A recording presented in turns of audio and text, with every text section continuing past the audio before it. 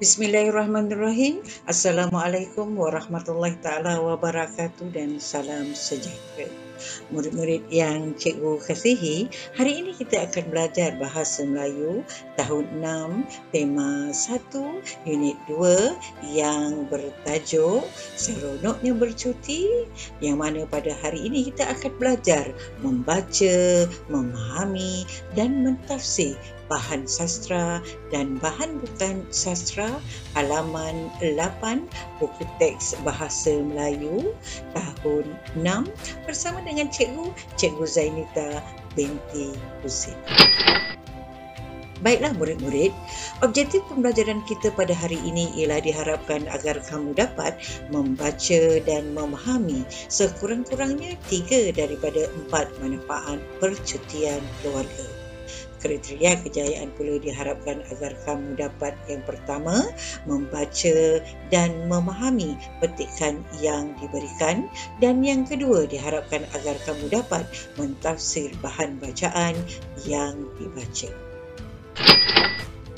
Murid-murid yang cikgu kasihi, apa kata mari sama-sama kita membaca petikan yang dipaparkan ini.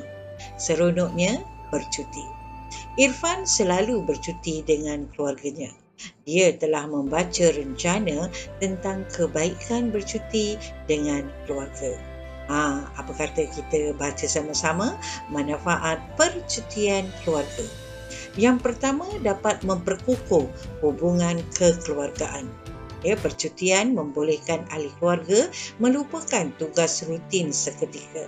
Mereka boleh bermandi-manda, merentas hutan dan bermain di taman tema. Kegiatan yang dilakukan dengan ahli keluarga ini dapat mempererat hubungan kekeluargaan.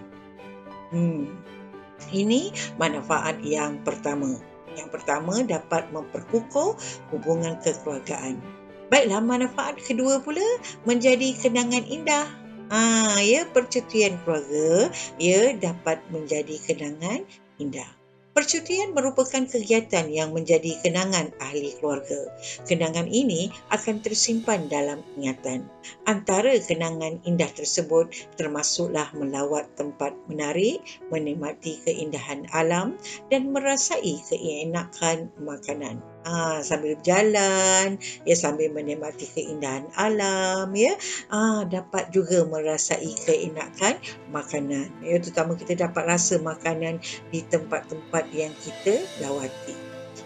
Yang ketiga pula, manfaat yang ketiga, mendapat pengalaman baharu. Semasa bercuti, kita akan mengalami suasana yang berlainan daripada tempat sendiri. Sebagai contoh, keluarga yang biasa tinggal di bandar dapat menikmati suasana di desa. Kan. Jadi anak-anak yang tinggal di bandar, murid-murid yang tinggal di bandar, biasanya tak dapat alami suasana ketika di sawah padi, suasana di pantai yang mana ada nelayan menangkap ikan. Jadi kamu kena melawat tempat-tempat tersebut, kan. Jadi jika keluar negara, sebagai contohnya, bila kita pergi luar negara pula, jadi ahli keluarga akan mengalami keadaan cuaca yang berbeza.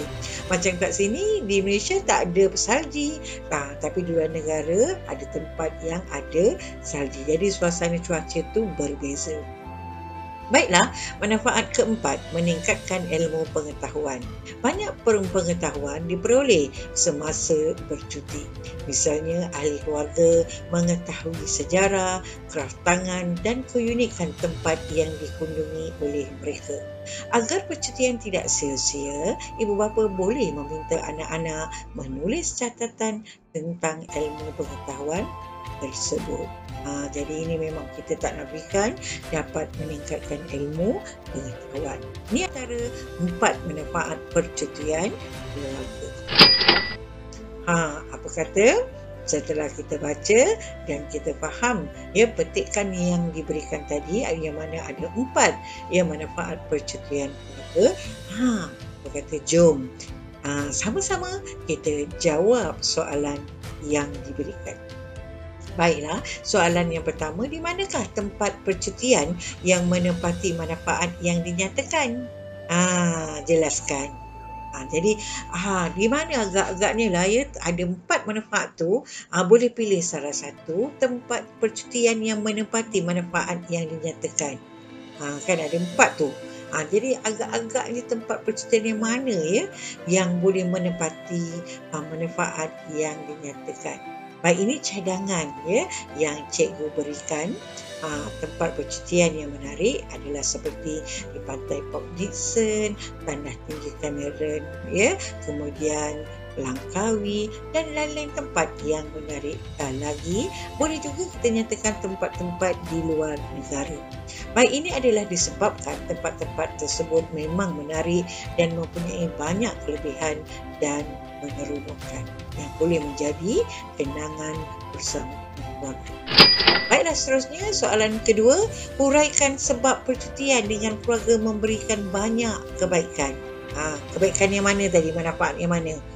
Bercuti bersama keluarga yang memberi banyak kebaikan. Apa sebab dia? Ya, pandai. Baik, seterusnya mari kita baca ya. Ini cadangan jawapan ya. Percutian dengan keluarga dapat mengeratkan hubungan sesama ahli keluarga di samping dapat dijadikan sebagai kenangan ahli keluarga ya.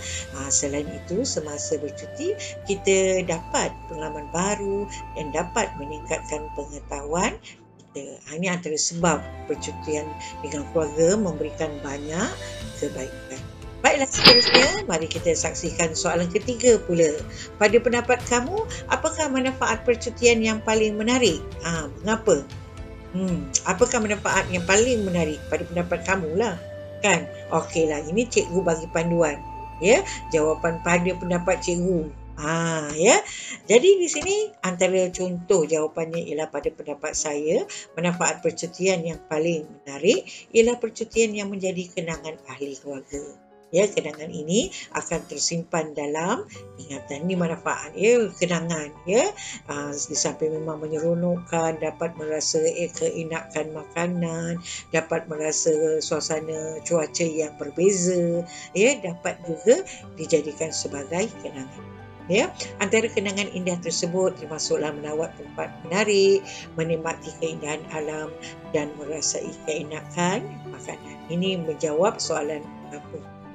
Ya, sebab mengapa kenangan percutian yang paling menarik ialah percutian yang menjadi kenangan dalam ahli keluarga kita. Jadi kenangan ini, jawapannya ialah kenangan ini akan tersimpan dalam ingatan. Ya, jadi ini jawapannya. Ya, menjawab soalan mengapa. Antara kenangan indah tersebut termasuklah melawat tempat menarik, menikmati keindahan alam dan merasai keenakan makanan. Ya, ada 2 soalan. Ya, baiklah, seterusnya kita saksikan pula. Apa pula ni? Ya, okeylah, jom kita uji minda. Soalan tak susah, kamu boleh jawab. Ya, kita nak buat ulang kaji sedikit untuk menguji minda kamu semua. Baik. Murid-murid yang cikgu kasihi, mari kita saksikan gambar yang diberikan. Satu, gambar bapa menebas rumput yang panjang, dan yang kedua menyiram sayur-sayuran. Baiklah, soalan yang pertama, mengapakah bapa menebas rumput yang panjang? Kenapa ya bapa menebas rumput yang panjang ni? Ya, pandai. Bapa menebas rumput yang panjang supaya kawasan rumah nampak bersih dan cantik. Tak adalah semak kan? Kalau semak kita biar tak tebas rumput yang panjang, macam kita duduk dalam hutan pula kan? Jadi supaya nampak kemas, bersih, cantik, jadi rumput yang panjang kita kena tebas. Okey? Baiklah, soalan yang kedua, pada pendapat kamu pula, bilakah waktu yang sesuai menyiram sayur-sayuran? Dia ada waktu yang sesuai. Kita tak boleh siram sesuka hati kita. Jadi pada pendapat saya, waktu yang sesuai menyiram sayur-sayuran adalah pada waktu pagi dan petang. Murid-murid yang cikgu kasihi, apa kata kita saksikan pula soalan yang ketiga. Soalan nombor 3, kenapakah pihak polis memantau kawasan berbahaya itu? Kawasan tu kan berbahaya, jadi pihak polis memang akan sentiasa memantau. Kenapa?